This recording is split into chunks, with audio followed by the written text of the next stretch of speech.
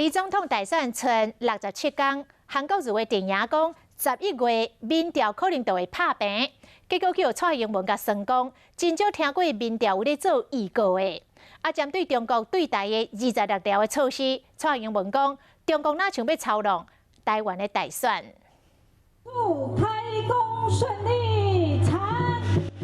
蔡总统落南到屏东参加平野动土典礼。总统大选逼近啊，目前各界所做出来民调，拢是蔡英文领先国民党总统参选人韩国瑜。不过韩国瑜的电影发言人叶元之透露，内部民调两个人的差距已经有到6%左右，甚至认为11月中旬就有机会拍平。很少有听说民调可以预告的啦，哈。那但是民调不是重点，重点是政治人物，尤其是民选的政治人物，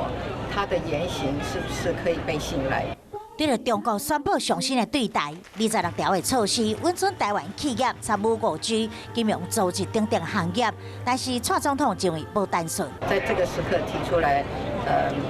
当然他的用意我们也很自然而然的想到，他这个是要移出来影响我们的大选。另外，韩国瑜伫面册有放洗衫做加水影片，蔡英文笑讲每天伫厝内所做的代志，为什么爱公布出来？我相信，民众比较希望看到他的是他在高雄市议会大选的这一幕。